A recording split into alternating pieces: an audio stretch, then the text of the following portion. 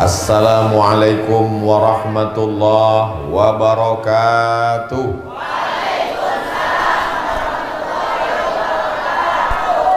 Kaifa halukum? How are you tonight? Apa kabar semuanya? Kumaha?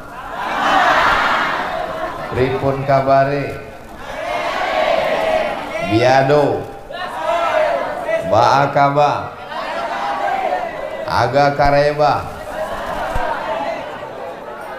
Itu salah satu kelebihan santri.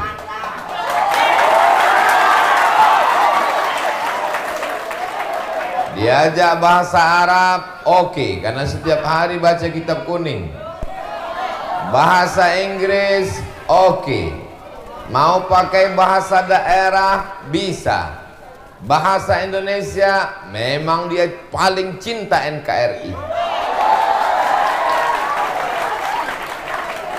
Memangnya kalau tidak jadi santri, kalau tidak tinggal di pesantren nggak bisa bahasa. Bagaimana mungkin kita bisa bahasa orang lain kalau kita cuman sekolah dari jam 8 masuk, pulang jam 1, cabutnya 3 jam. Bertemannya hanya sekitar lingkungan dekat rumahnya saja. Tapi kalau tinggal di pesantren, mondoknya 6 tahun, 7 tahun, pulangnya cuman liburan semester, bahkan mungkin hanya Idul Fitri saja. Bahkan mungkin gak pulang-pulang karena orang tuanya sudah meninggal dunia. Maka pergaulannya adalah dari Sabang sampai Merauke. Bukan dari Sabang sampai Merauke, Sabang sampai Maroko. Sabang ujung pulau di Aceh, Merauke ujung negeri kita di Papua. Tapi ada yang lebih jauh lagi, dari Merauke ke Maroko, karena tanpa ada batasan. Itu kelebihan yang pertama santri. Pede nggak jadi santri? Bangga nggak jadi santri? Kalau ada yang tidak bangga jadi santri ketika kenalan sama orang, kamu sekolah di mana? Saya dari SMP. Kamu di mana? Saya SMA. Kamu di mana? Saya nggak sekolah. Kamu di mana? Saya di pesantren. Ini orang mestinya sudah lama mati. Buat macet aja dia. Pede, percaya diri. Kenapa? Karena kita punya kenalan yang begitu luas. Dari mulai rambut yang lurus sampai keriting, dari yang hitam sampai yang putih, yang tinggi sampai yang pendek, semuanya sama. Dan di pesantren lah kita kenal pribadi orang macam-macam. Saya sekarang kalau tausiah pergi ke Aceh, ketemu dengan teman saya. Pergi ke Medan, jumpa dengan sahabat saya. Pergi ke Surabaya, Jawa Timur, sahabat dan teman akrab saya. Pergi ke Madura, senior dan junior saya. Pergi ke Makassar, friend saya. Sampai ke Sorong, Papua, kawan-kawan saya semua. Kenapa demikian? Karena kita di pesantren punya pergaulan yang luas. Jadi anak-anak, adik-adik, saya mau panggil anak, rasanya saya masih terlalu muda. Jadi panggil adik-adik aja lah. Jadi adik-adik sekalian yang selama ini bimbang-bimbang di pesantren, pesantren apa pulang? Pesantren apa pulang? Pesantren apa pulang? Pulang pesantren, pulang pesantren, pulang. Pulanglah. Kau pulang mau jadi apa? Mau berteman dengan siapa? Mau berteman dengan TV, mau berteman dengan warnet, mau berteman dengan boneka setan. Tapi kalau di pesantren, Masya Allah, tabarakallah. Dan di pesantren kita kenal sifat orang dari berbagai macam suku dan bangsa. Betul? Ketemu sama orang yang datang dari Jawa Barat, orangnya lembut. Kumaha atuh damang. Ketemu sama kawan yang dari Medan, Sumatera. Sini kau sebentar, sini. Ketemu sama teman yang datang dari Bandung, orangnya lembut. Kadang kita karena pakai sepatu tapaknya terlalu tebal, semakin tebal tapak sepatumu, semakin tak terasa bahwa kau sudah menginjak kaki orang lain. Bisa untuk update status besok pagi. Tapi orang dari Bandung, dari Garut, dari Cicalengka, dari Jawa Barat lembut. Kalau kakinya diinjak, punten, kakinya tolong jangan diinjak. Tapi kalau sama orang di Sumatera lain, begitu kakinya kena sedikit, kemana mata kau? Tapi kita tidak tersinggung. Kenapa? Karena kita sudah kenal. Satu kamar, sama-sama makan, sama-sama jalan, sama-sama satu kelas. Tak kenal maka tak sayang, tak sayang maka nggak ngutang. Saya tidak pernah tersinggung dengan teman-teman saya yang datang dari Pulau Sumatera, dari Medan, dari Aceh, dari Minangkabau, dari Sumatera Barat. Saya juga paham dengan teman-teman saya yang datang dari Bandung, dari Pulau Jawa. Kenapa? Karena memang karakternya macam-macam. Mengapa orang di Sumatera itu kalau ngomong keras dan kuat? Karena cabenya banyak. Dia kalau makan cabai dia wah mana ini? Kenapa mereka kalau ngomong itu keras? Karena tinggal di gunung anginnya kencang. Nikahlah orang Sumatera sama orang Jawa Barat. Mas, tolong diangkat jemurannya, hujan turun. Begitu mau diangkat udah basah. Orangnya lembut, orangnya baik, orangnya sopan, orangnya santun. Kalau nunjuk pakai jempol. Tapi kalau kami nunjuk pakai. Tapi saya tidak tersinggung. Walaupun dia pakai jempol, walaupun dia pakai telunjuk. Kenapa? Karena kita sudah mengenal budaya masing-masing dari penggunaan kata. Mungkin di sini orang tidak pakai kau, karena kau itu kasar. Di sini kalau kamu itu apa pakai? Hah?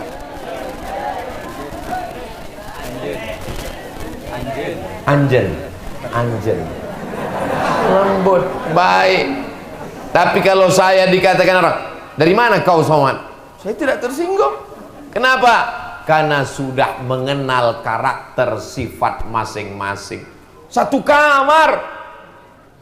Loh, memangnya Ustadz satu kamar dulu dengan mereka? Ya. Berapa orang Ustadz waktu itu satu kamar? Cuman berdua, 20. Kayak ikan sarden disusun. Tapi dengan tidur bersama itu menjadi akrab. Kita tahu bunyi. Jangankan wajahnya, jangankan pakaiannya, dari bunyi ngoroknya kita kenal.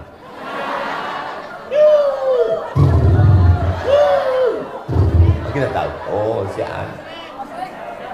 Saking akrabnya, saking dekatnya. Begitu juga ketika kita makan di tempat ruang makan. Kita tahu, oh si Anu makanannya bumbu pecal. Oh si Anu pelitnya minta ampun. Oh si Anu bakhil bin medit. Semua sifat-sifat ini kita kenali. Jadi yang pertama, yang paling penting adalah mengenal sifat orang. Untuk belajar ini perlu ilmu komunikasi 2 SKS. Sekarang banyak orang pintar, banyak orang cerdas, banyak orang IP-nya 4, banyak orang IQ-nya tinggi, tapi komunikasinya jelek, tidak bisa merasakan perasaan orang lain. karena rasamu bukan rasaku. Tapi kalau kita di pondok, kita sudah nyantri, kita tahu perasaan orang. Kenapa? Sama-sama bangun pagi, sama-sama ngantri. Bangun di Sumatera subuhnya jam 5, bangunnya jam 4. Jam 4 semua bangun, semuanya sholat tahajud bersama. Banyak yang ketika sujud itu, sujud pertama sekaligus sujud terakhir. Allahu Akbar.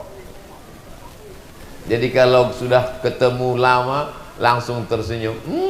Si anu yang tukang molor dulu. Kenal ini penting.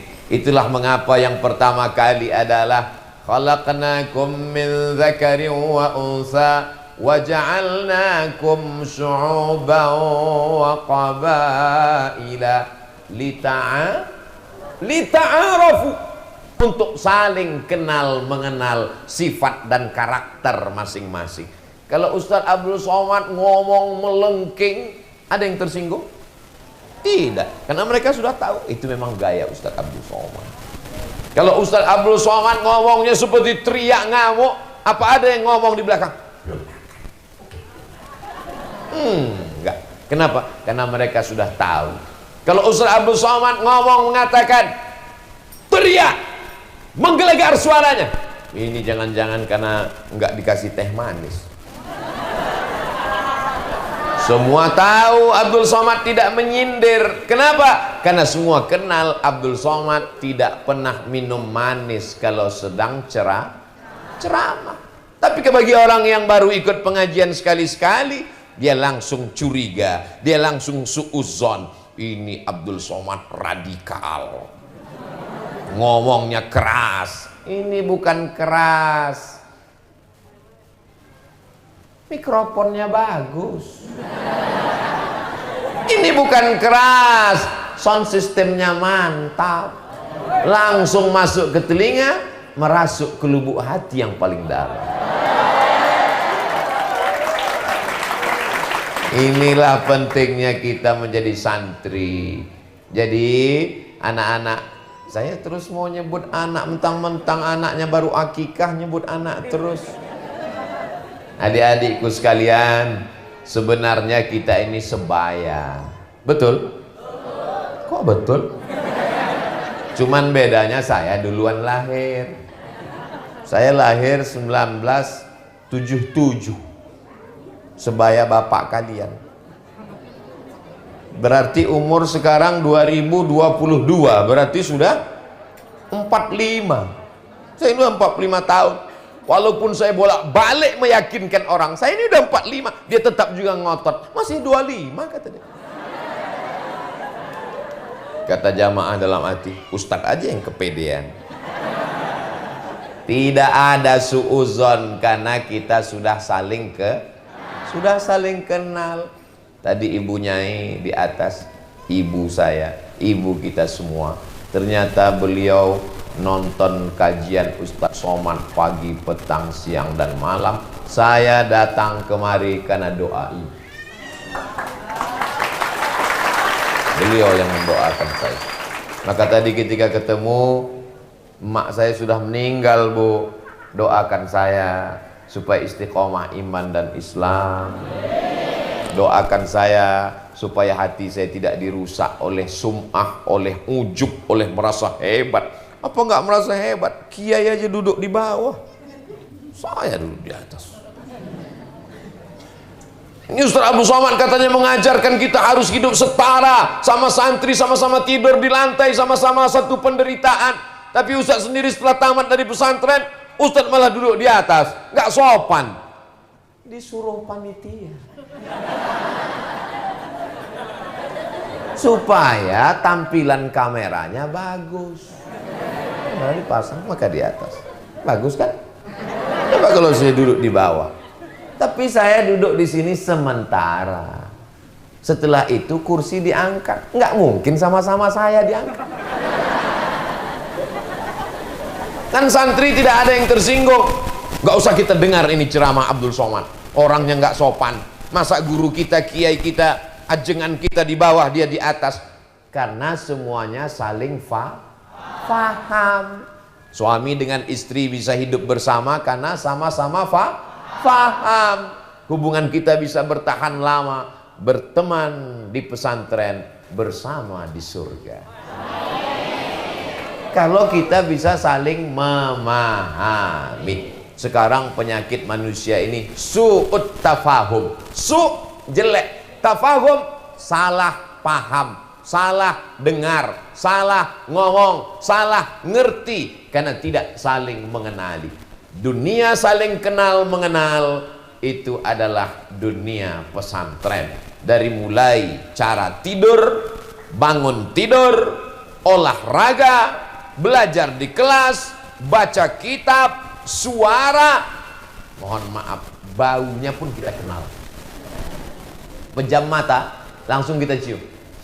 Si Anu. Si Anu. Kenal, kenapa? Karena berteman dan bersahabat lama. Dan kalau di pesantren tidak ada jaim-jaiman. Betul? Kita kenal. Maka saya kalau ketemu dengan teman saya di pesantren, Mat, kata dia. Dia nggak pakai ustadz lagi. Tapi begitu ada orang lain, Al-Mukarram Ustadz Abdul Somad. Semuanya adalah sahabat dan kawan. Dan hari ini saya tidak sedang merasa sebagai orang yang diundang dari luar pesantren, karena kita sama-sama santri. Kita sama-sama santri. Sampai hari kiamat kita adalah santri. Santri adalah orang yang senantiasa ingin dirinya mendapatkan ilmu pengetahuan. Masya Allah, tabarakallah. Saya selama ceramah belum pernah minum air manis, tapi ini tetap di shoot, digambar biar supaya kelihatan bahwa Ustadz Somad air minumnya lagi. Ini nanti akan di-upload di channel Ustadz Abdul Somad Official.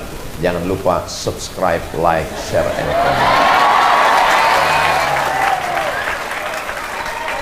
Orang pasti sulit. Ustadz Abdul Somad, gimana kami bisa ingat bahwa itu ceramahnya di pondok kami? Ustadz di mana-mana ceramah pecinya hitam terus. Ustadz di mana-mana ceramahnya bajunya putih terus, gayanya gitu-gitu terus. Mudah aja. Ketika ada airnya 4, itu berarti di pesantren kita. Masya Allah, tabarakallah. Jadi poin yang pertama, bahwa anak pesantren punya ilmu komunikasi dengan berbagai macam suku bangsa, dengan berbagai macam bahasa. Adapun di pesantren, bahasa yang dipakai Masya Allah, tabarakallah. Fi hadhil munasabati sa'idati yasurruni an akuna ma'akum. Asa yakuna hadzal liqa'an tayyiban mubarakan fi. Al-asatidh al-afadil, al-ulama al-ajilla, al-talabah al-a'izza, wa ana bainakum, baina hamalatil Qur'an, bainal qurra wal huffaz, kama qala an-nabi sallallahu alaihi wasallam, khairukum man ta'allamal Qur'ana wa 'allamahu. Ladies and gentlemen, kepala beku di stempel semen.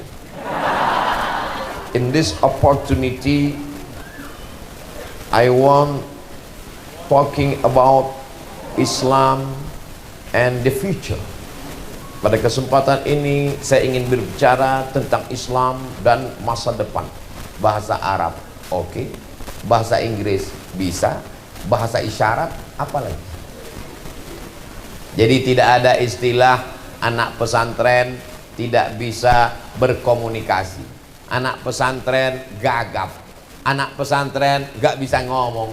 Saya ngelihat dengan kepala saya sendiri, dengan kepala pula, dengan mata kepala saya sendiri, anak semester 6 KKN dibawa ke masjid, membawa sebagai pembawa acara. Malam ini Ustadz Somad pembawa acaranya adalah mahasiswa semester 6 yang KKN. Saya nggak sampai hati ngelihat dia megang mikrofon menggeletar. Assalamualaikum. Karena tidak terbiasa. Di pesantren biasa ngomong. Kenapa? Ada muhadharah. Yang kelas 1 dididik oleh kakak-kakak, yang kelas 5 jadi mudabbir, yang kelas 6 mengajar. Kita sudah terbiasa menghadapi orang banyak. Makanya ketika saya tes dosen, Abdul Somad, ya Pak, nanti tes dosen itu ada tes ngomong di depan orang banyak. Apa kamu berani ngomong depan orang banyak? Dalam hati saya, khutbah Jumat aja bisa. Khutbah Jumat kan jamaahnya banyak. Dalam mazhab Syafi'i paling tidak 40 orang. Sementara di kelas cuma 25 orang. Rupanya mereka mau ngetes. Ini Abdul Somad bisa ngajar apa enggak? Masuk ke dalam kelas. Ini yang di dalam kelas ini semuanya mau ngetes kita. Mata dia ngelihat kita terus. Dia anggap kalau dia melotot kita grogi. Bagaimana supaya kita waktu di depan ngajar itu menggigil ketakutan? Dianggap kalau kita lama-lama dipelototin, diliatin, kita udah biasa dipelototin di pesantren. Masa iya biasa dipelototin di pesantren Pak Ustadz? Ya, digundul, udah. Ditempeleng, udah. Dipukul pakai batang sapu, udah. Mau digundul lagi, rumput belum tumbuh. Akhirnya hukumannya gimana? Berdiri di pinggir jalan, pakai papan tulis, ditulis di depan. Inilah santri yang paling banyak melanggar peraturan. Semua yang lewat melotot. Maka kita sudah terbiasa dipelototi orang. Mungkin dalam hati adik-adik, lo aja kali. Jadi kalau cuma dipelototin 25 orang di dalam kelas pas latihan ngajar, biasa guys. Jadi waktu saya pertama latihan ngajar ujian dosen, mereka di dalam kelas itu memplototin saya biar supaya saya grogi nggak bisa nulis, biar supaya saya grogi nggak bisa ngomong. Dan yang ada memperhatikan melotot itu ada yang cengeng. Dia giniin terus. Saya lihat sekali dia gini. Saya lihat sekali, dia gini juga. Saya lagi gini, dia gini. Saya giniin. Langsung dia terus.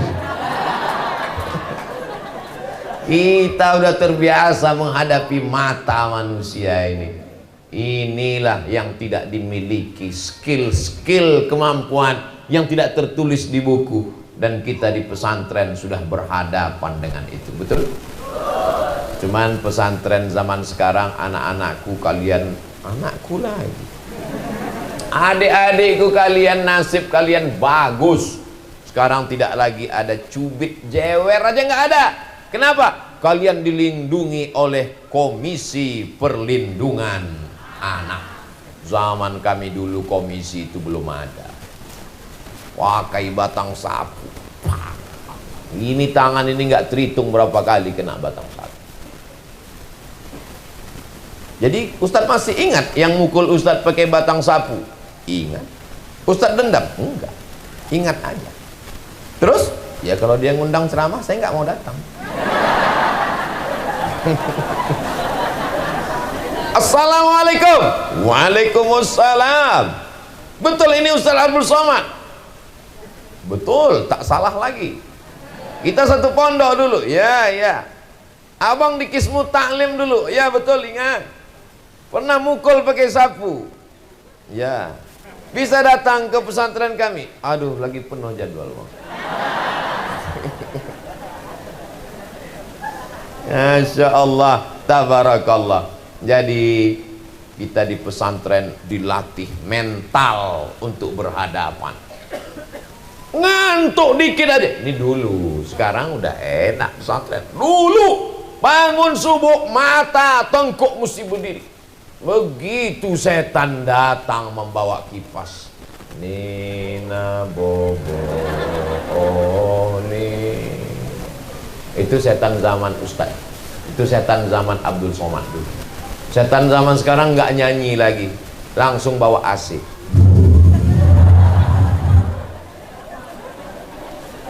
Begitu rasanya duduk di atas kelopak mata ini, setan rame-rame duduk di sini. Beratnya minta ampun. Sudah diginikan,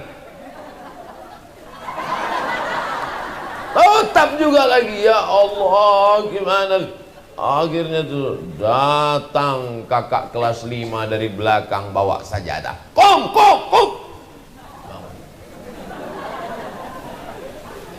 Kita sudah terbiasa menghadapi suara teriak-teriak, sudah biasa ketemu dengan kakak kelas 5, kelas 6, mudabir, pengurus organisasi, sudah terbiasa. Tapi kalau orang hanya sekedar di rumah, penyakit yang paling mengerikan bukan demam, bukan Omikron. Penyakit yang paling mengerikan adalah anak laki-laki tidak pandai mengikat tali sepatunya sendiri. Penyakit apa namanya ini? Baru ngelihat sepatu sudah diikatkan. Baru ngelihat air minum sudah diangkatkan untuk diminumkan. Baru mukul-mukul perut sudah dimasakkan, disuapkan nasi. Dia tidak pandai berusaha untuk hidup. Walaupun kehidupannya ada, orang tuanya mampu, duitnya banyak, tapi dia tidak pandai mengelola hidup.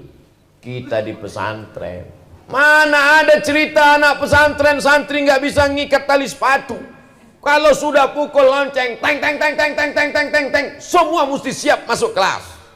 Disiplin, on time, tidak boleh ada terlambat. Terlambat berdiri, kena hukuman. Tapi kesakitan, penderitaan itu membuat kita menjadi disiplin seperti tentara, seperti polisi, angkatan laut dan udara. Betul? Ini buktinya. Coba kalau Ustadz Somad ceramah di tengah masyarakat umum, baru ngomong 5 menit, takbir, habis itu. Tapi di pesantren semangat luar biasa. Kenapa? Karena di pesantren diajarkan disiplin. Ini yang kedua. Yang pertama tadi adalah mengenal sifat manusia dari berbagai macam suku dan bangsa. Yang kedua adalah disiplin. Mana ada perempuan tiba-tiba nyasar ke tempat laki-laki, dan tidak ada laki-laki yang nyasar ke tempat ada sebagian. Itu untuk mengawal jalan Abdul Somad. Ini disiplin. Di pesantren jelas jenis kelaminnya, laki-laki, perempuan. Sekarang banyak orang yang tidak jelas jenis kelaminnya. Gagah, kumis melintang, berotot. Begitu ditanya, di mana Jalan Jenderal Sudirman? Di sana. Nggak jelas, karena tidak dididik dengan disiplin. Pakai peci, aku laki-laki. Pakai koko, aku laki-laki. Pakai kain sarung, aku laki-laki. Pakai jilbab, aku abdi teh perempuan atau istri. Jelas disiplin inilah yang luar biasa. Tidak ada satupun yang kelihatan rambutnya. Di dalam ditutup pakai khimar. Khimar, kain yang menutup rambut. Saya sebetulnya mau ngasih tahu bahwa saya tidak gundul. Setelah ditutup, dia lihat tidak ada rambut satupun yang keluar, dirapikan, barulah dipakai kain panjang, hijab. Orang kita menyebut jilbab. Panjang, menutup, tertutup. Laki-laki juga begitu, peci dia pakai. Dia lihat, jangan sampai dia salah pasang dikira judi kalah. Pakai kain sarung rapi, pakai baju koko rapi, bersih, putih. Kenapa anak santri bajunya putih? Supaya jelas kotornya, cepat nampak dakinya, tulis Arab gundul. Kalau kita pakai baju hitam, nggak kelihatan dakinya. tapi teman di sebelah nggak tahan. Maka disuruh santri pakai baju putih supaya cepat, kalau kotor dicuci bersih. Kainnya juga begitu, jangan sampai ada setetes pun najis yang kena. Kalau kena najis berarti batal sholatnya, berarti sia-sia, tidak diterima di hadapan Allah subhanahu wa ta'ala. Kalau dia di toilet, maka dia mesti batuk-batuk supaya anginnya habis, airnya habis keluar. Supaya habis air keluar bersih. Ini diajarkan disiplin. Dalam sholatnya, subuh berjamaah, zuhur berjamaah, maghrib berjamaah, isya berjamaah, tahajud berjamaah, tarawih berjamaah, witir berjamaah. Disiplin. Walaupun dia pelari cepat, walaupun dia pemotor ngebut, pembalap. Kamu pembalap? Iya. Kencang naik motor? Enggak, biasanya. Kok disebut pembalap? Pemuda berbadan gelap. Walaupun dia pembalap, tapi kalau sholat dia tetap ikut imam. Mana ada makmum nyalip imam? Assalamualaikum warahmatullahi wabarakatuh. Loh, imam baru rakaat kedua, ente kok udah salam? Maklum, nama saya Valentino Rossi. Disiplin. Ju'ilal imamu liyu'tamma bihi. Imam diangkat untuk diikuti.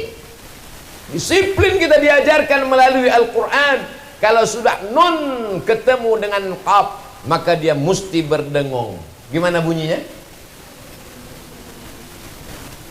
Yang kita nggak pernah nanya-nanya, kenapa mi? Kenapa nggak mu? Disiplin mengikut. Walaupun ditutup kain, disiplin. Lihat-lihat dikit saja. Yang laki-laki mungkin lihat-lihat sih. Lalu disambut sama yang perempuan. Masih syukur kalian lihat perempuan. Kami dulu santrinya 1.800, laki-laki semua. Mau ngeliat perempuan cuman hari Ahad sore. Nenek-nenek ngantar cucu. Kalian masih ngelihat perempuan. Ini disiplin, ini luar biasa. Jadi Ustadz Somad selama SMP, habis itu SMA, Sanawiyah dan Aliyah, nggak kenal perempuan. Terus itu ke Mesir, 4 tahun di Mesir nggak ada pacaran. 4 tahun di Mesir nggak ada pacaran. Kenapa? Nggak dapat. Belajar terus. Maka anak-anakku fokus belajar. Kalau pikiran kalian terngiang-ngiang, terbayang-bayang dengan seorang perempuan yang kenalan di tepi jalan ketika pulang kampung liburan kemarin, langsung hilangkan dia dengan tasrif doroba. Nah, nggak juga hilang ya tribuna. Masukkan semua. Sibzasana kam jadah sasun qab sama dam tayyiban zikfitu qantok zaliman. Itu akan menghilangkan semua. Yang penting belajar, ngapal Quran, tahfiz, taksin, tajwid, perbaiki, idgham, ikhfa, gunnah, qalqalah. Setelah kalian sukses dan berhasil nanti insya Allah, maka mereka akan berdatangan ingin, apa nyanyi mereka? Jadikan aku yang kedua. Jadi anak-anakku, kalian di sini diajarkan berdisiplin. Ibu-ibu yang sudah memasukkan anaknya ke pesantren, alhamdulillah. Yang belum memasukkan anaknya pesantren, saya nggak nyuruh. Saya tidak suruh ibu masukkan anak pesantren, cuman siap-siap aja anakmu sakau kena narkoba, kena LGBT, kena virus HIV/AIDS, kena penyakit raja singa, tabrak mobil. Tabligh Akbar Yayasan Pendidikan Pondok Pesantren Ustadz Abdul Somad LCMA, Pondok Pesantren Al-Qur. Ingat, kita bukan sembarang pondok pesantren, kita adalah Pondok Pesantren Al-Quran. Maka yang di hadapan saya ini adalah Al-Quran. Al-Quran berjalan. Amin. Poin yang pertama, komunikasi hubungan manusianya baik. Poin yang kedua, disiplin on time, tepat waktu. Pakaian bersih dan rapi. Poin yang ketiga, maka kalian punya nama khusus. Ini bukan sekolah terpadu. Ini bukan pesantren sembarang pesantren. Kalian membawa kitab suci termulia tertinggi, yaitu Al-Quran. Wa idza quri'al Qur'an fastami'u lahu wa ansitu la'allakum turhamun. Ketika Quran dibacakan, turun rahmat Allah Subhanahu wa ta'ala. Orang yang fasih baca Quran, maka dia tidak sulit bahasa Inggris. Kenapa? Karena semua huruf Inggris ada dalam Al-Quran. Betul? Buktinya, وَلَنَبْلُوَنَّكُمْ بِشَيْءٍ مِّنَ الْخَوْفِ وَنَقْصٍ مِّنَ الْأَمْوَالِ وَالْأَنفُسِ وَالثَّمَرَاتِ وَبَشِّرِ الصَّابِرِينَ. وَالْأَنفُسِ وَالثَّمَرَاتِ وَبَشِّرِ الصَّابِرِينَ. 4 itu tidak ada dalam bahasa Indonesia. Yang ada dalam bahasa Indonesia cuman es, soto, sate. Mana ada orang Indonesia beli, saya suka sate. Lalu dijawab sama kawannya, situ suka soto. Tapi dalam bahasa Arab mesti fasih. Wa naqsim minal amwali wal anfusi wath thamarat wa basyiris sabirin. Fa sa sha so. Tidak ada dalam bahasa lain. Dalam bahasa Inggris adakah itu? Ada. Shopping center, workshop, ada. Tapi adakah huruf tha? Ada. Health. How about your health? WHO, World Health Organization. Maka kalau orang fasih bahasa Arabnya, insya Allah Inggrisnya mudah. Tapi dalam bahasa Inggris tidak ada huruf yang ada dalam surat Al-Fatihah. Ghairil maghdubi alaihim waladdallin. Maka bahasa Arab itu disebut dengan lughatul dhad. Lughatul dhad, karena tidak ada huruf dhad dalam bahasa lain. Carilah bahasa lain. Bahasa Inggris, bahasa Prancis. Bahasa Prancis kalau bahasa malam, selamat malamnya bonsoir. Tulisannya bonsoir. Tulisannya bonjour. Bacanya bonjour. Tulisannya bonsoir, bacanya bonsoir. Siapa nama kamu? Komong Tutapel. Nama saya Abdul Somad, Jumapel Abdul Somad. Saya mahasiswa di Darul Hadis Institute. Je suis étudiant à Darul Hadis Établissement. Kenapa Ustadz mesti menghafal itu? Karena kalau tidak dihafal, tidak lulus ujian beasiswa, putus mau makan apa. Oh, jadi Ustadz kurus ini karena nggak makan. Adik-adikku yang dimuliakan Allah Subhanahu wa ta'ala, maka kalian Al-Quran dalam bahasa Inggris tidak ada panjang pendek, tapi dalam bahasa Arab Alhamdulillahi Rabbil Alamin Ar-Rahmanir Rahim Maliki Yaumiddin. Ada panjang ke atas mal, ada panjang ke bawah ada panjang ke depan. Yu'minuna bil ghaib. Ada panjangnya lebih lama. Ulaika ala hudam min rabbihim. Bahasa Inggris tidak ada. I love you. Tidak ada. Bahasa Indonesia, minum. Minum ya minum, nggak ada. Minum. Minum. Nggak salah kalau mau dipanjang pendek kan.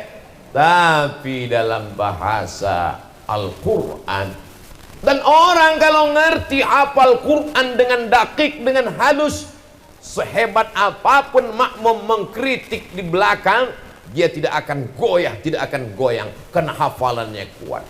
Inna anzalnahu fi lail.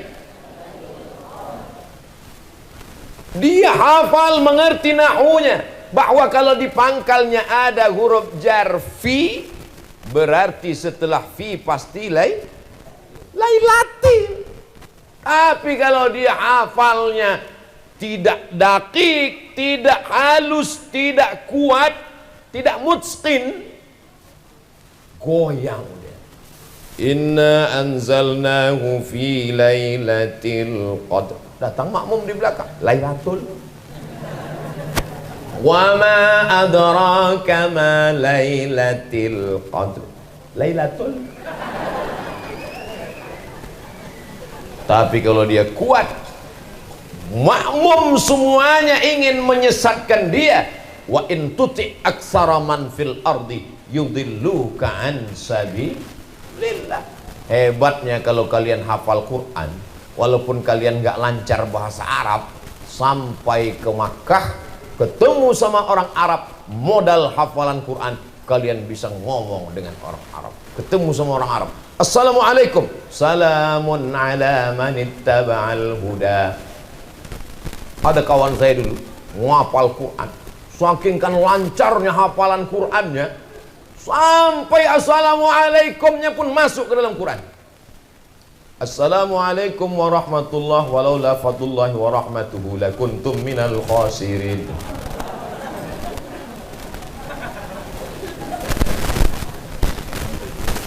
Orang kalau dia hebat membaca, menghafal Al-Quran, maka terlatih nafasnya, karena tidak boleh dia mencuri nafas di tengah-tengah ayat. Orang kalau dia terlatih membaca Al-Quran, semua potensi dirinya hidup, karena semua huruf ada idgham, ada ikhfa, ada gunnah, ada qalqalah, ada terjemah bahasa, ada matnya, ada panjangnya, ada pendeknya. Dan yang paling penting, otaknya terlatih untuk bekerja.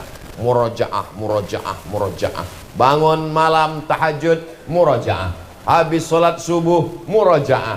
Mau sholat zuhur, habis zuhur, murojaah. Habis asar, murojaah. Dari maghrib ke isya, murojaah. Habis isya, murojaah. Sampai jam 10, jam 11 baru tidur. Mengigaunya pun murojaah. Innallaha la yastahi an yadriba mathalan ma ba'udatan fama fawqaha. Langsung disambung kawan di sebelah. Fa ammal ladzina amanu fa ya'lamuna annahu al-haqqu min rabbihim. Wa ammal ladzina kafaru fa yaquluna madza arada Allahu bi hadza mathala. Kawan yang sebelah ngantuk betul. Shadaqallahul azim. Saudara yang dimuliakan Allah Subhanahu wa taala, betapa senangnya hati ibu yang punya anak gadis perempuan buah hati, belayan jiwa, cantik, rambutnya bak mayang terurai, bibirnya delima merekah, alisnya bak semut beriring, pipinya bak pauh dilayang. Saking putihnya kalau minum kopi nampak mengalir seperti dalam pipa tembus pandang. Dipinang oleh seorang pemuda yang ganteng hafal Al-Quran. Amin. Siapa namamu? Nama saya Anas, Pak. Baca Qul a'udzu birabbil nas. Qul a'udzu birabbin nas. Lulus. Namamu siapa? Nama saya Torik, Pak. Was-sama'i wat-thariq. Was-sama'i wat-thariq. Mantap, lulus. Kamu calon yang ketiga siapa? Nama saya Imran, Pak. Baca surat Ali Imran. Tapi sehari-hari dipanggil kulhu, Pak. Apa itu?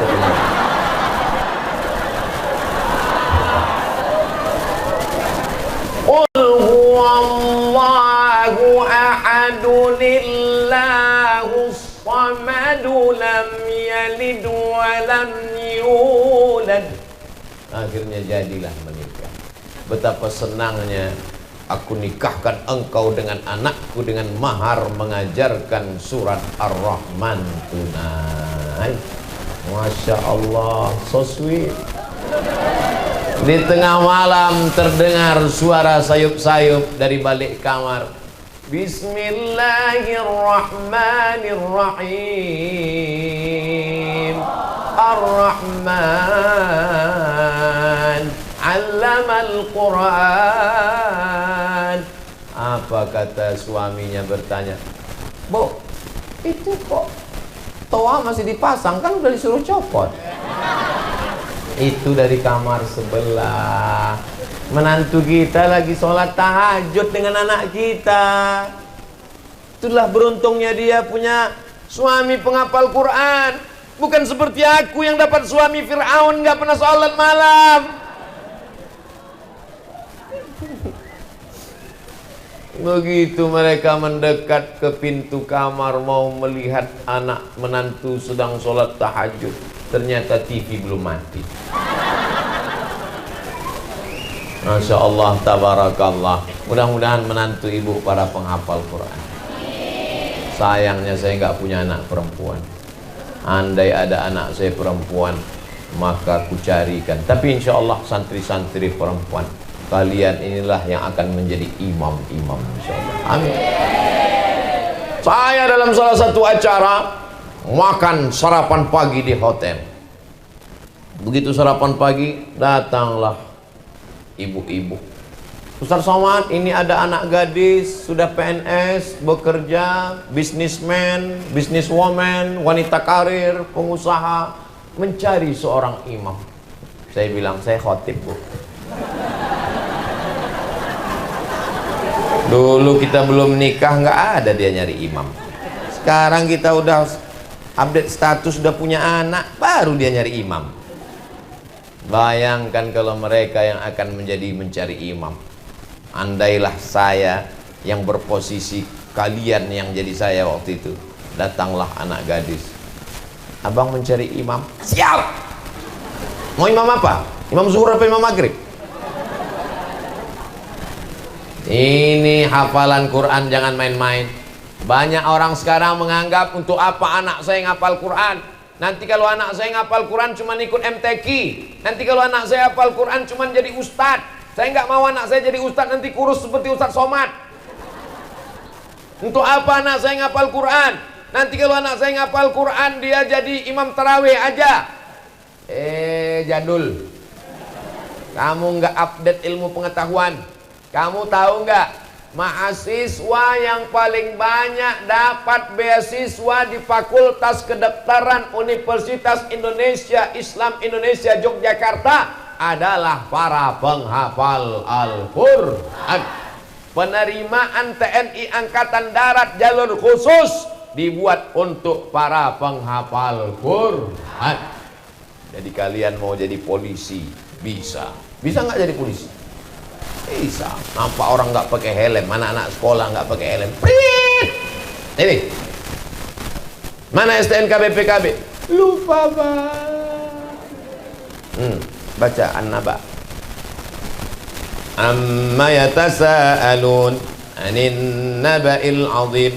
Daripada dia disuruh push up patah-patah tulangnya, daripada dia disuruh masuk karet kotor bajunya tidak mendidik, bahwa dia olahraga fisiknya sehat bagus, tapi kalau dia disuruh kamu belum pandai baca Quran, maka kamu saya hukum. Hukumannya mendidik sehingga orang yang tak baca Quran jadi pandai baca Quran. Agama ini tidak hanya ditolong dengan ceramah, dengan tausiah, dengan kultum, tapi juga dengan jabatan kalian. Ada di antara anakku ini yang akan menjadi gubernur Jawa Barat. Ada di antara mereka ini yang akan menjadi bupati Bandung insyaallah. Ada di antara mereka ini yang akan menjadi supir angkot insyaallah. Acara reuni pondok pesantren. Begitu acara reuni, datang satu bawa angkot. Kamu santri? Iya. Terus ini angkot? Saya memang bawa angkot Pak Ustaz, tapi seluruh angkot di Jawa Barat saya. Lihatlah, tadi mereka menyepelekan. Sekarang mereka berkata, Allah. Angkot itu halal, rezekinya berkah. Mungkin bajunya bau, mungkin tangannya kotor, tapi duitnya berkah dan bersih. Terserah mau bersih atau berkah, seluruh yang baik. Yang pertama, komunikasinya baik. Yang kedua, disiplin. Yang ketiga, Al-Quran. Betapa indahnya anak-anakku para penghafal Quran. Pagi-pagi sambil masak sarapan suaminya, Bismillahirrahmanirrahim. Was-samaa'i wat-tariq wa ma adraka mat-tariq. Tapi kalau istri nggak pandai baca Quran, pagi-pagi masak sarapan,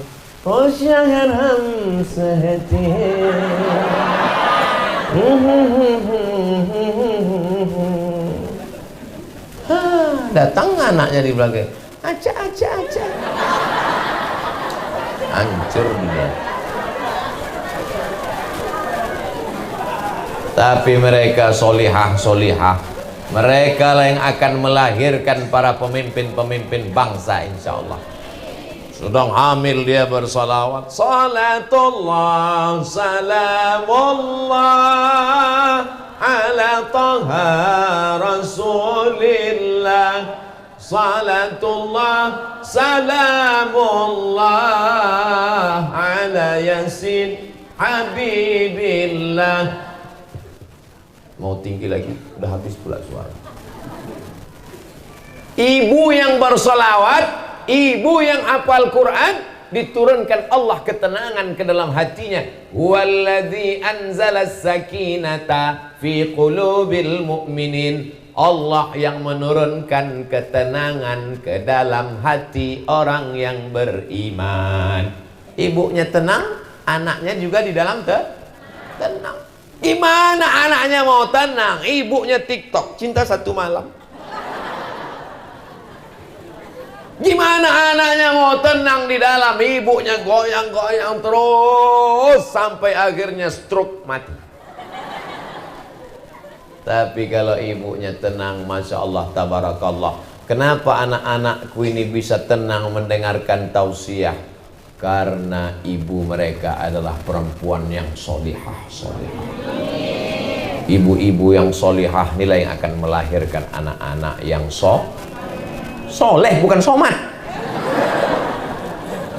Masya Allah, Tabarakallah. Siapa yang tausiah tadi malam? Ustadz Abdul Somad. Apa aja yang disampaikannya? Entah, aku nggak ingat. Ketawa aja, aku tengok orang itu. Yang pertama, komunikasinya baik. Yang kedua, disiplin. Yang ketiga, Al-Quran. Yang keempat, terjaga, terpelihara selama berada di pesantren. Ada anak pesantren yang ngisap ganja? Nggak ada. Ada anak pesantren yang makan pil anjing gila? Nggak ada. Ada anak pesantren yang pesta narkoba sabu-sabu? Nggak ada. Ada anak pesantren yang pakai sepeda motor knalpotnya disunat nabrak tiang listrik? Nggak ada. Ada anak pesantren yang bonceng-bonceng hari Sabtu malam Ahad sampai pulang subuh? Sekarang anak SMP pergi ke toko bangunan, mau nyari semen, dek, mau nyari pipa, mau nyari apa? Lem. Buka lem, error. Ditangkap sama Pak Kapolres, ditempeleng 2 kali, kelebak. saya tidak takut sama Pak Kapolres, saya hanya takut pada Allah. Udah mabuk, error, sakau. Tapi anak pesantren selamat dari narkoba. Anak pesantren selamat dari gadget. Sekarang orang tidak berhenti main handphone terus, mau tidur handphone, sedang tidur selfie, bangun tidur handphone. Tapi kalian selamat. Kenapa? Karena nggak ada handphone. Kalian sedang dididik. Anak-anak sekarang rusak bola matanya, kena radiasi. Otaknya tidak peduli lagi pada orang. Maaf, seperti kena autis. Tidak peduli lagi pada orang. Kan zaman dulu kalau kita bertamu ke rumah orang, ketemu anak-anak, salaman, apa kabar Ustaz, cium tangan. Sekarang nggak peduli. Cium tangan Ustaz, nak, dia kasih tangannya, cium. Tapi di pesantren selamat insya Allah. Dan tidak ada anak pesantren yang pacaran. Kalaupun ada backstreet, kalaupun ada LDR, tapi insya Allah dia selamat. Mana ada anak pesantren sore-sore datang, Assalamualaikum Pak, saya mau bawa anak bapak sampai subuh 2 kali 24 jam. Nggak ada. Selamat dia insya Allah, selamat dunia, selamat akhirat. Anak laki-lakinya selamat, anak perempuannya selamat insya Allah, amin. Sekolah di luar, jilbabnya begitu keluar kelas masuk tas, habis itu pergi jalan-jalan, dikasih air minum, di bawah air minumnya sudah disuntik dengan obat perangsang. Habis itu dia hilang kesadaran, pakai sepeda motor ngebut, kencang ke sana kemari. Kalau laki-laki kepalanya bengkak, kalau perempuan masuk angin gembung 3 bulan, mohon maaf Kiai, saya keceplosan. Nah, akhirnya terjadilah apa yang terjadi. Hari sakral, hari suci pernikahan yang mestinya sangat dihormati dan dimuliakan, tapi justru jadi hari kemarahan. Yang semestinya seorang bapak dengan senyum berkata, hai calon menantuku, iya beb, aku nikahkan engkau dengan anakku dengan mahar mengajarkan surat Ar-Rahman tunai. Tapi justru hari itu adalah hari kemarahan karena sudah melampau batas. Anaknya sudah habis kehormatan diri. Aku nikahkan engkau dengan anakku yang datang dari sini. Kalau enggak bukan karena malu sama tetangga, enggak kunikahkan, kau setan. Hancur masa depan. Tertulis di tutup botol, do not accept if seal is broken. Jangan terima botol kalau segelnya rusak. Paham? Botol yang harga 5.000, 10.000, 15.000 rupiah dijual di tepi jalan, tidak mau diterima orang kalau segelnya rusak. Apalagi kehormatanmu, wahai anak perempuan. Kalian adalah anak-anak. Anggaplah aku ini sebagai ayah kalian. Sementara selesai tausiah ini, namanya ayah pinjaman. Jaga kehormatan kalian nak. Setelah tamat kalian dari pesantren menghafal Quran, setelah itu nanti kalian kuliah, selesai S1, akan datang laki-laki soleh meminang kalian dengan membawa Al-Quran. Jodoh tidak akan mungkin tertukar, sudah tertulis di Lauhil Mahfuz. Ikan di laut, garam di laut, apa tuh? Hah? Ikan di laut, asam di gunung, bertemu dalam rice cooker. Maka kalau sudah jodoh takkan kemana. Begitu juga dengan kalian. Jangan risau, sudah tertulis di Lauhil Mahfuz bahwa kalian akan mendapatkan istri yang solihah insyaallah.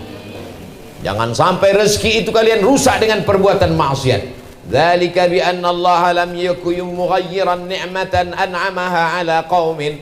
Allah sudah memberikan yang terbaik, tapi karena akhlakmu buruk, karena kau pacaran, karena kau buat dosa, karena kau buat maksiat, dijauhkan rezekimu dari engkau.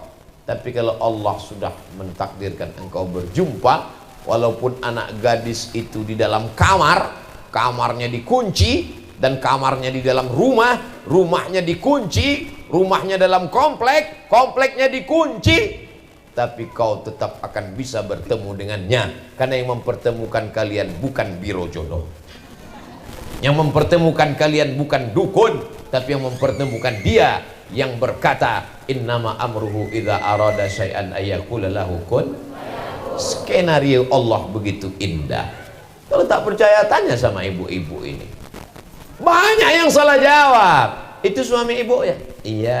Gimana ketemunya dulu bu? Salah sambung. Itu ke istri bapak ya? Iya. Gimana ketemunya dulu pak? Ditangkap ansip. Ada skenario begitu indah. Adik ketemu dengan istrinya dulu gimana? Kami waktu itu sama-sama acara reuni pondok pesantren. Setelah tamat mondok, kami pun kuliah 4 tahun. Saya di Harvard University, dia di Al-Azhar Kairo. Terus habis itu kami pulang, acara reunian. Selesai acara reunian, sendal hilang.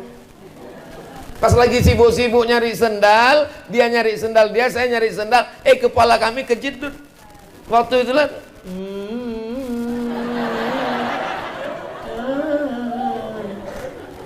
Akhirnya tukar-tukaran nomor, tapi kami tidak mau buat dosa. Akhirnya dia pun kupinang dengan bismillah dan setengah kilogram emas putih.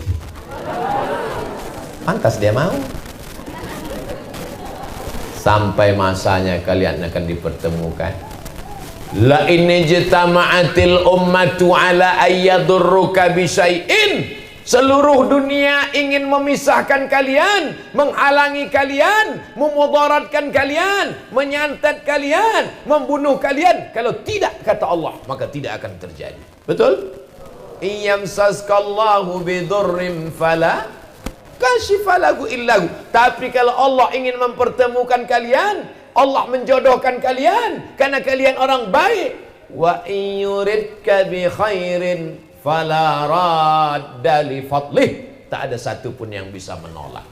Perbaiki akhlakmu, perbaiki hatimu, perbaiki hafalanmu, perbaiki Qur'anmu, perbaiki kitab kuningmu, urus akhlakmu, urus bakti kedua orang tuamu, maka hidupmu, jodohmu akan diurus oleh Allah Subhanahu wa ta'ala. Allah yatawallas salihin wa huwa yatawallas salihin. Allah yang mengurus orang soleh. Itulah mengapa kita selalu meminta Rabbi habli minas solehin. Mudah-mudahan anak kita menjadi anak yang soleh, bukan somat. Kalau kau soleh, hidupmu akan diurus Allah Subhanahu wa ta'ala.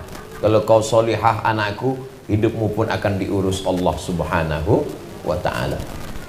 Yang pertama, komunikasi yang baik. Yang kedua, disiplin.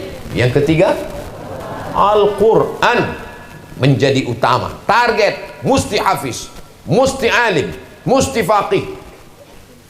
Yang keempat, terjaga dari narkoba, terjaga dari zina, terjaga dari pergaulan bebas. Yang terakhir, yang kelima adalah kami ini semua akan mati. Betul? Teman-teman saya satu kelas, satu kampus, sudah banyak yang meninggal dunia. Ustaz kok nggak mati-mati? Masih banyak undangan. Maka semua mendoakan saya. Umi, ibu mendoakan, ya Allah, sampaikan Ustaz Abdul Somad ke pondok pesantren kami, ya Allah. Akhirnya kata Allah, Abdul Somad tambah umurnya dikit lagi. Ya Allah, banyak jamaah mendoakan Abdul Somad. Kami ini semua akan meninggal. Ibarat bunga, mekar, harum, semerbak, cantik, indah. Tapi sampai masanya dia akan layu, kuning, dan mati. Umur 45. Kalau ikut Nabi Muhammad 63. Tak sampai 20 tahun lagi saya hidup. Maka yang melanjutkan masa depan adalah kalian. Kami akan menghadap Allah Subhanahu wa ta'ala. Tapi Kiai Haji Muhammad Ishaq sudah meninggal dunia, meninggalkan anak-anak para penghafal Quran. Anak-anaknya membuat pondok tahfiz Quran, cucu-cucunya dan bahkan sampai kakek, anak, cucu, di bawah cucu, hah? Buyut. Kakek, anak, cucu, buyut. Kakek sumber pohon pertamanya Kiai Haji Muhammad Ishaq. Anak, cucu, buyut. Buyutnya tetap mengumandangkan sholawat. Tadi saya lihat sholawat Nur Nadia Nur Fatimah. Dari pohon yang soleh, maka buah akarnya, daunnya, rantingnya pun akan soleh. Ini bukti dari beliau almarhum yang peduli kepada Al-Quran, mewakafkan tanahnya untuk tahfiz Quran, hidupnya untuk Al-Quran, maka anak cucunya pun juga. Abdul Somad hadir kemari itu karena doa-doa mereka, anak cucu, sampailah saya bersilaturahim kemari. Ini yang saya inginkan, kenangan baik. Kakekmu dulu, kakek saya penghafal Quran, amin. Kakek kamu dulu, kakek saya maling. Nauzubillah. Dan tidak akan ada yang mau mengakui kakeknya maling. Kakekmu aku nggak kenal karena waktu aku lahir dia udah mati. Tapi kalau kakeknya ulama penghafal Quran, pasti akan dikenang dan dikirimi Al-Fatihah untuk almarhum Kiai Haji Muhammad Ishaq. Wa usuluhu wa furu'uhu, anak-anaknya, cucu-cucunya, murid-muridnya yang sudah mengembangkan Al-Quran untuk mereka. Walahumul syai'ul lillahi walahumul fatihah. A'udzubillahi minasyaitonir rajim. Bismillahirrahmanirrahim. Alhamdulillahi rabbil alamin. Arrahmanirrahim. Maliki yaumiddin. Iyyaka na'budu wa iyyaka nasta'in. Ihdinas siratal mustaqim, siratal ladzina an'amta 'alaihim ghairil maghdubi 'alaihim waladdallin. Amin. Itulah yang diinginkan Abdul Somad. Jadi kalau saya mati nanti, anak-anakku mau ngirim Al-Fatihah. Anak-anakku mau kirim Al-Fatihah. Kalau selesai khataman Al-Quran, mau mengatakan Allahumma awsil thawaba ma qara'nahu min khatmil Quran, sampaikanlah pahala bacaan Al-Quran kami untuk almarhum Uwas. Mau? Itulah yang diinginkan. Kalau sekedar bertemu kita malam ini, bertatap muka, habis itu selesai. Yang udah sempat foto-foto tadi tolong dicetak, ditempel di dinding supaya pas ngelihat untuk almarhum Abdul Somad Al-Fatihah. Disimpan di foto supaya kalau dapat kabar Abdul Somad mati, tinggal buat lingkar merah untuk update status. Baru beberapa bulan lalu kami bertemu. Ini dia yang lingkar merah di atas, lalu dikirim bawah. Amin amin amin amin amin amin amin. Bukan itu tujuan. Tujuannya adalah amal jariyah, mengalir. Anak-anakku membaca Quran pagi, petang, siang, dan malam, subuh, zuhur, asar, maghrib, isya, tahajud, witir, dan duha, maka mengalir pahalanya untuk para guru-guru kita. Itulah yang diinginkan Abdul Somad. Kalau mati, titel-titel yang panjang ini tinggal. Kalau Abdul Somad meninggal dunia, ditulis semua titel di sini dulu. Al-Ustaz, Doktor, dari mulai awal kursi sampai ujung kursi. Ditulis semuanya, tinggal. Padahal ini pondok dibesarkan oleh kiai, tapi yang besar di sini malah gambar saya.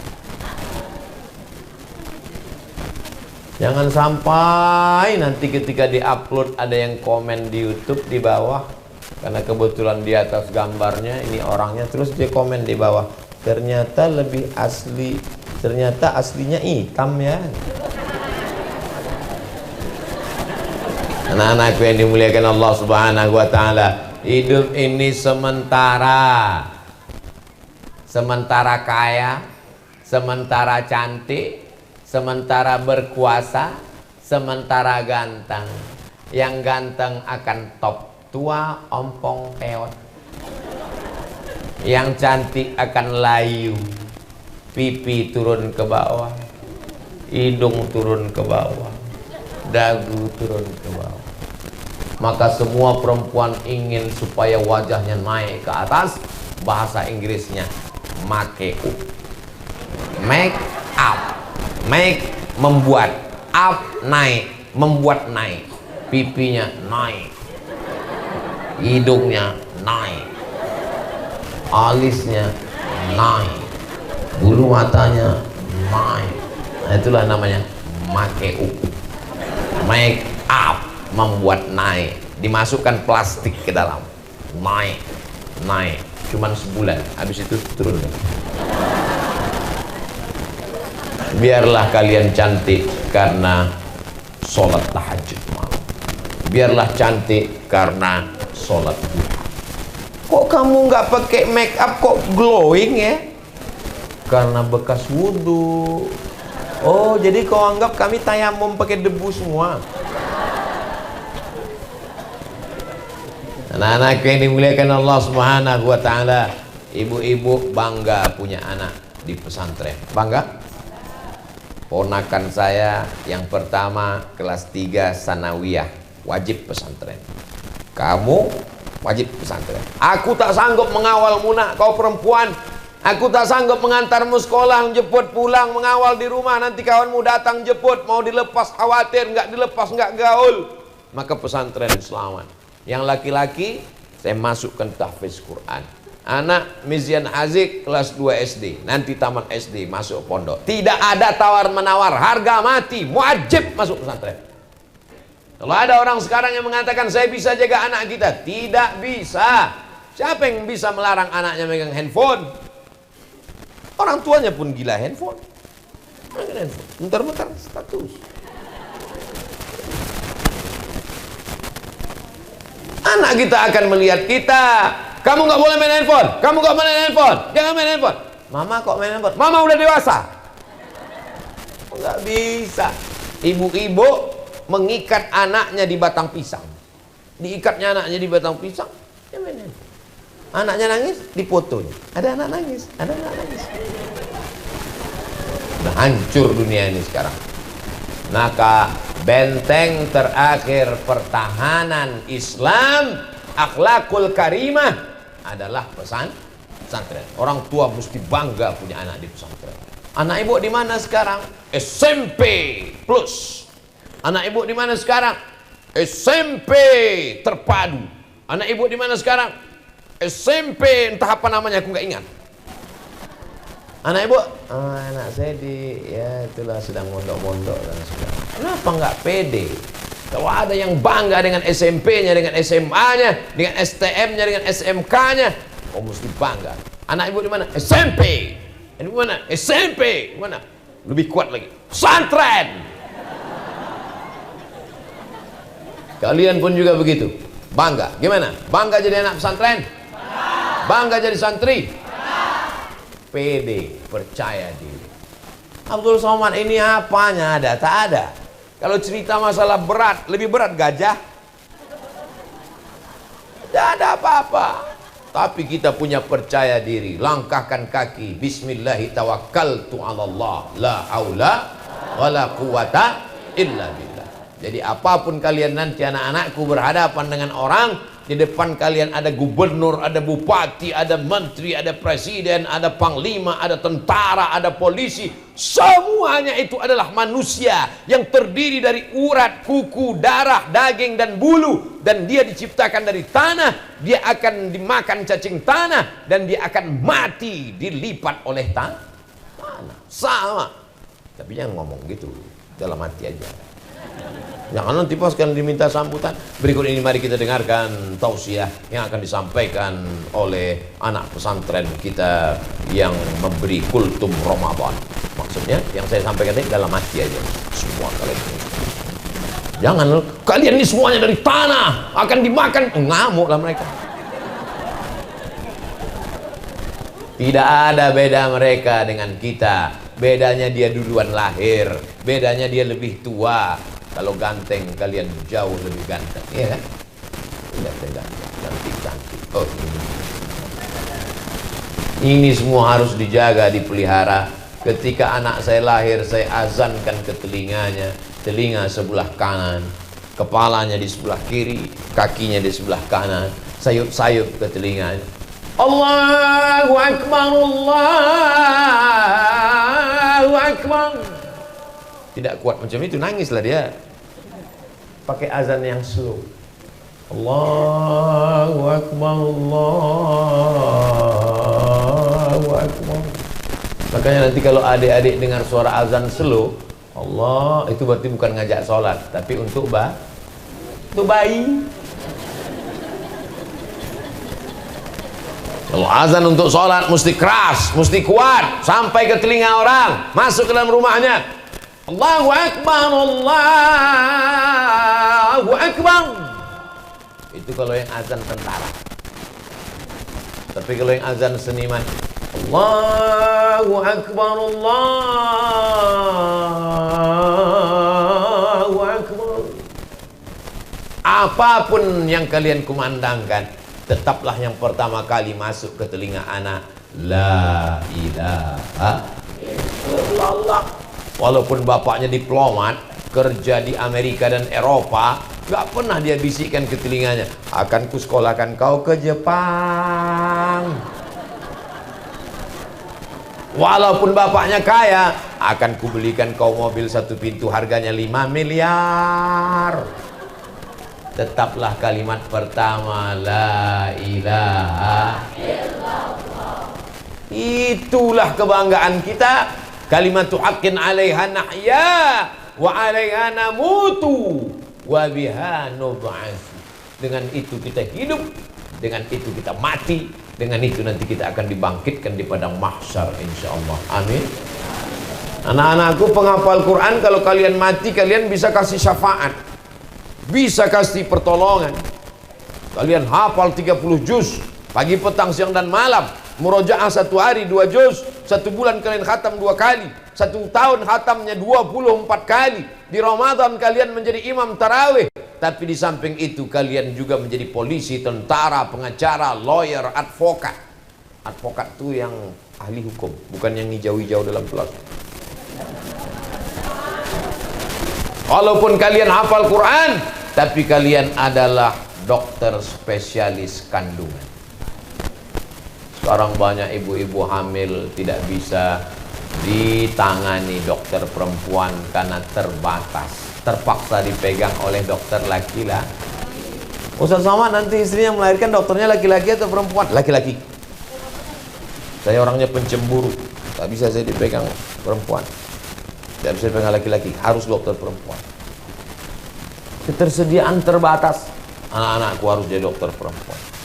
Jilbab kalian panjang, wajahnya sejuk, masuk ke ruang bersalin.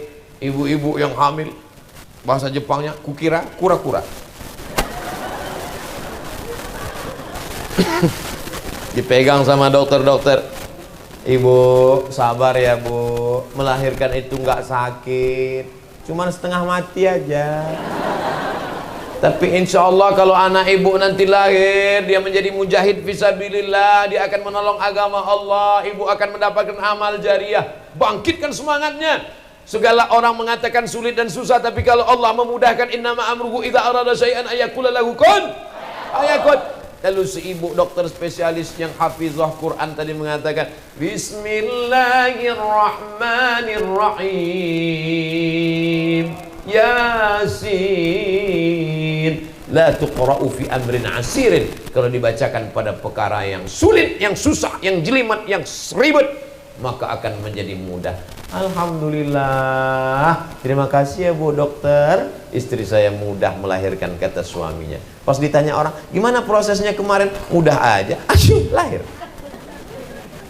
Tapi begitu yang masuk adalah dokter tidak pernah sekolah agama, yang tidak belajar agama, rambutnya merah kuning kelabu macam durian, tatonya di kening, tatonya di kuning, danger, kukunya hitam panjang, masuk dia ke dalam, matanya tajam melihat, mana yang sakit, mana, disangka ibu hamil itu malaikat maut.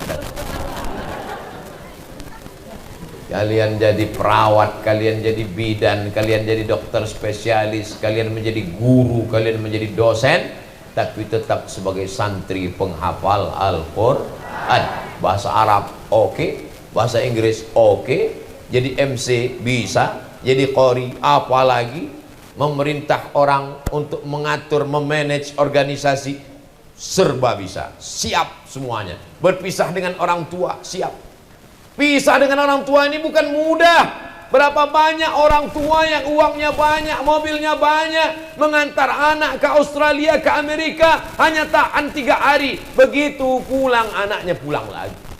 Kenapa? Nggak pernah berpisah. Tapi kalian SMP 3 tahun, SMA 3 tahun, berpisah tak? Kira-kira kalau dikirim ke Amerika siap?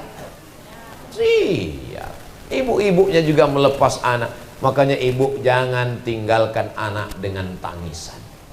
Kalau mau menjenguk anak jangan nangis. Keringkan air matamu. Keringkan. Ambil tisu. Nah, kau belajar di pesantren ini, hafal Al-Quran. Aku ingin kau menjadi hafiz. Aku ingin kau menjadi orang. Aku sudah orang, mak. Masih setengah. Kalau mau nangis, udah keluar gang di ujung, udah dekat terminal, baru nangis sana. Cari tiang listrik, nangis di situ. Jangan nangis di depan mereka. Jangan tanya makannya. Ini kadang orang tua jenguk anak tanya makan. Sarapan paginya gimana, nak? Tadi ngantri, mak. Terus dapat telur ayam, dapat tapi sebesar. Tidurnya gimana, nak? Lelap? Enggak lelap, mak. Gimana? Kasurnya gimana? Tipis.